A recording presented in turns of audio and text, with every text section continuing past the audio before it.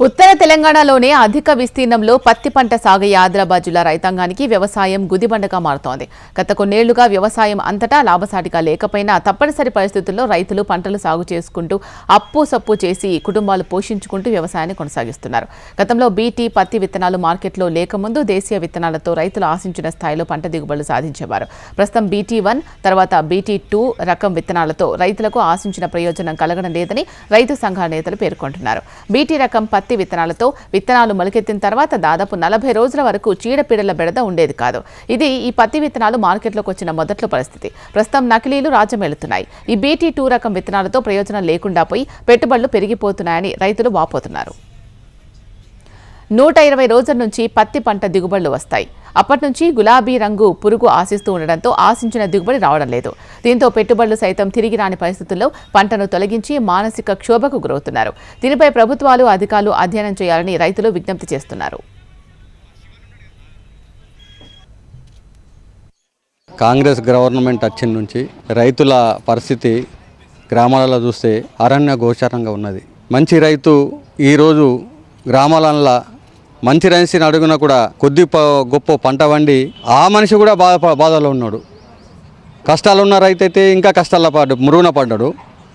మంచి రైతులకు కూడా సమయంకు TRS గవర్నమెంట్ ఉన్నప్పుడు రైతు బంధు సకాలంలో వస్తే విత్తనాలు ఎరువులు మిగతా ఏ కార్యక్రమం కన్నా 2 విడతలు ఇచ్చిన డబ్బులతోటి రైతు ఎంతో మెరుగున పడ్డది. ఆదిలాబాద్ జిల్లాలోని ఆదిలాబాదు నియోజకవర్గం ఆదిలాబాద్ పట్టణంలో కమిషన్ ఏజెంట్లు ఏదైతే దళాలనే వ్యవస్థని పూర్తిగా రూపుమార్చి వారు దుకాన్లు బంద్ చేసుకున్న పరిస్థితిని చూసినాం. మరి సంవత్సరంలోపే మళ్ళా ఈ సంవత్సరము మళ్ళా దళాలి వ్యవస్థ అనేది వచ్చి మరి రైతుల పరిస్థితి నిజంగా చెప్పాలంటే ఆత్మహత్యలు జరుగుతున్నాయనంటే ఆత్మహత్యలు ఏ మనిషి కూడా వట్టిగా చేసుకోవడు. ప్రాణం మీద ఎవరికి ప్రేమ ఉండదు. మరి ఆత్మహత్యలు జరుగుతుంటే ప్రభుత్వం మరి దాన్ని నిమ్మకి నీరెట్టినట్టు ఉండడం ఇది చాలా బాధాకరం. ఆదిలాబాద్ జిల్లాలో గత 10 రోజుల వ్యవధిలో పురుగుల మందు తాగి 3 ఉరివేసుకుని ఒక రైతు ఆత్మహత్యకు పాల్పడిన ఘటనలు రైతాంగాన్ని కలవరపెడుతున్నాయి. బేలా మండలం రైనిగూడకు చెందిన రైతు జాదవ్ బ్యాంకు అధికారుల వేధింపుల కారణంగా బ్యాంకులో పురుగు మందు తాగి ఆత్మహత్యకు పాల్పడగా సిర్పూర్ మండలం శివపూర్ గ్రామానికి చెందిన కారం సంతోష్ అనే పత్తి రైతు సైతం బ్యాంకు అధికారుల వేధింపుల కారణంగానే ఇటీవల తనువు చాలించాడు. గుడిహత్నూరు మండలం నేరేడిగొండ తాండాకు చెందిన ఆడే గజానంద్ అనే పత్తి రైతు గత కొద్ది రోజుల నుంచి అప్పుల బాధతో పురుగుల మందు తాగి ఆత్మహత్యకు పాల్పడగా బజార్ హత్నూర్ మండలం వర్ధమన్నూరు గ్రామానికి చెందిన రైతు నర్సయ్య పొలంలోనే ఉరివేసుకుని ఆత్మహత్యకు పాల్పడ్డాడు. ఉట్నూరు మండలం లింగోజి తాండాకు చెందిన పత్తి రైతు రాథోడ్ గోకుల్ అనే రైతు సైతం పురుగుల మందు తాగి ఆత్మహత్యకు పాల్పడ్డాడు.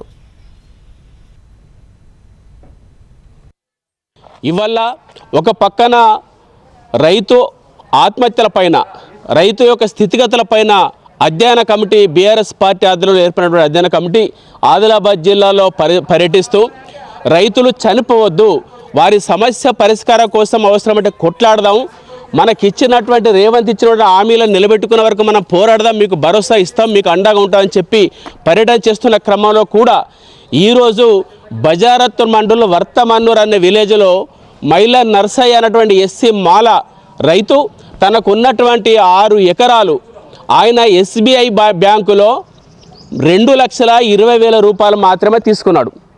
రేవంత్ రెడ్డి గారి ప్రభుత్వం 2 లక్షల రూపాయలు తీసుకున్న వాళ్ళందరికీ మాఫీ చేస్తామని చెప్పారు. 2 లక్షల పైన తీసుకున్నా కానీ పైన అమౌంట్ కట్టుకుంటే 2 లక్షలు మాఫీ చెప్పారు. కానీ కేవలం అక్కడ నర్సయ్య తీసుకున్నటువంటి 2,20,000 లోను అది మాఫీ చేయకపోవడం వల్ల ఒక పక్కన SBI బ్యాంక్ వాళ్ళు వేధింపులు చేయడం వల్ల నిన్న రాత్రి చేనులో చెట్టుకు ఉరేసుకొని చనిపోయేలా ఉదయం ఆయన యొక్క మృతదేహాన్ని అనేది చూడడం జరిగింది. ఈ రైతు ఆత్మహత్యలని దాదాపు కొద్ది రోజుల వ్యవధిలోపే జరుగుతూ ఉండడంతో అన్నదాతలను కలవరపెడుతున్నాయి. అధికార పార్టీ నేతలతో పాటు విపక్షాలు, సామాజిక కార్యకర్తలు, స్వచ్ఛంద సంస్థలు అప్పుల బాధతో తనువు చాలించిన రైతు కుటుంబాలను పరామర్శించడంతో వారి కుటుంబీకుల్లో మేమున్నామంటూ భరోసా కల్పించే ప్రయత్నాలు సాగిస్తూ వారికి తోచిన విధంగా ఆర్థిక సాయం అందిస్తున్నారు. నేరేడిగొండ తాండాకు చెందిన ఆడే గజానంద్ కుటుంబానికి బోధ్ BRS ఎమ్మెల్యే అనిల్ జాదవ్ స్వయంగా ₹1,00,000 ఆర్థిక సాయం నగదు రూపంలో అందించారు. అయితే రైతు ఆత్మహత్యల అధ్యయన కమిటీ రైతుల కుటుంబాలను పరామర్శించి వారికి తోచిన సహాయం అందించారు. మిగతా అధికార కాంగ్రెస్, బీజేపీ నేతలు, స్వచ్ఛంద సంస్థల ప్రతినిధులు బ్యాంకులో పురుగుల మందు తాగి ఆత్మహత్యకు పాల్పడ్డ జాదవ్ కుటుంబానికి ఆర్థిక సహాయం అందించారు. రేవంత్ రెడ్డి ప్రభుత్వం కాంగ్రెస్ పార్టీ అధికారంలోకి వచ్చిందనంటే ముఖ్య ప్రధాన ఉద్దేశం ఏంటంటే రైతుల రుణమాఫీ చేస్తామని చెప్పి తర్వాతనే ఇలా రైతులందరూ ఏకంగా ఓట్లేసి కాంగ్రెస్ ప్రభుత్వాన్ని తెలంగాణ రాష్ట్రంలో తీసుకురావడం జరిగింది. కానీ ఇలా చూసినట్టయితే సంవత్సరం అయినా కూడా కాంగ్రెస్ పార్టీ అధికారంలోకి వచ్చి సంవత్సరం తర్వాత కూడా రైతు రుణమాఫీ సరిగ్గా కాలేదు. కొంతమందికే రైతుల రుణమాఫీ చేసిండ్రు. 2 లక్షలు పోని కనీసం ఒక 50,000 ఉన్న వాళ్ళకు కూడా చాలామంది రుణమాఫీ కాలేదు. కాబట్టి ఇలా రైతులు ఏం తోసని స్థితిలో ఇలా ఆత్మహత్యలు చేసుకోవడం జరుగుతూ ఉన్నది. దీన్ని ప్రభుత్వం ఆలోచించాలి. ఎందుకంటే ఇలా దేశం రైతే రాజు, రైతు లేనిది రాజ్యం లేదు అన్న అటువంటి ఇలా రైతులు పిట్టలు రాలినట్టు రాలి చనిపోతూ ఉన్నారు. కాబట్టి దీన్ని కాంగ్రెస్ ప్రభుత్వం రేవంత్ రెడ్డి గారు దీన్ని దృష్టిలో పెట్టుకోవాలని చెప్పేసి కోరుతున్నాను. ముఖ్యంగా రైతులు ఇలా అనేక కష్టాలు పడి అప్పులు తీసుకొచ్చుకుంటా పంటలు పండించుకున్నారు. గతంలో ఉన్నటువంటి పాలకులు కానీ గతంలో ప్రభుత్వం కొంత రైతులకు ఆసరగా ఉండి రైతు బంధు లేకపోతే రైతు బీమాను అట్లా అనేక కొన్ని రకాలు పెట్టి ఇలా రైతుల్ని ముందుకు కొంచెం నడిపించడం జరిగింది. కానీ ఇలా కాంగ్రెస్ ప్రభుత్వం వచ్చిన తర్వాత రైతు భరోసా ఆశతో చాలామంది అప్పులు తెచ్చుకొని రైతులు ఇలా పెట్టుబడి పెట్టుకున్నారు. ఆ పెట్టుబడికి సరిగ్గా వెళ్ళకపోవడంతో ఇలా రైతులు ఏమి తోసని స్థితిలో ఇలా చనిపోవడం జరుగుతూ ఉన్నది. డిసెంబర్ 2023 నుంచి జనవరి 2025 వరకు 13 నెలల కాలంలో ఉమ్మడి ఆదిలాబాద్ జిల్లా వ్యాప్తంగా 36 రైతులు ఆత్మహత్యకు పాల్పడగా ఈ జనవరి మాసంలోనే 6 పత్తి రైతులు ఆత్మహత్యలకు పాల్పడ్డారు. మొత్తంగా రైతుల వరుస ఆత్మహత్యలు రైతాంగాన్ని కలవరపెడుతూ ఉండగా రైతులకు నాణ్యమైన విత్తనాలు, ఎరువులు అందించి పెట్టుబడిని కొలమానంగా తీసుకుని ప్రభుత్వం మద్దతు ధర కల్పించి అప్పుల నుంచి గట్టెక్కించి ఆర్థికంగా కుంగిపోకుండా భరోసా నింపాలని పలువురు విజ్ఞప్తి చేస్తున్నారు.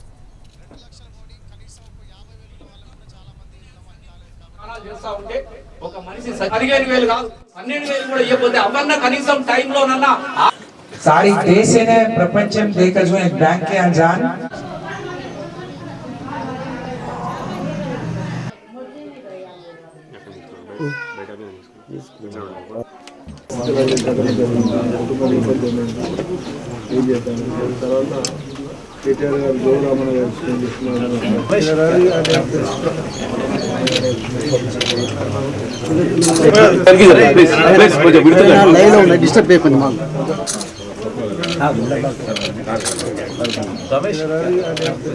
పెడతా ఉంటాం ఉడుకునే సన్నీలు పోసుకొని దానాలు చేస్తా ఉంటే ఒక మనిషి 15,000 కాదు 12,000 కూడా ఇవ్వకపోతే అవన్న కనీసం టైంలోనన్నా सारी देश ने प्रपंचम देखा जो एक बैंक के अनजान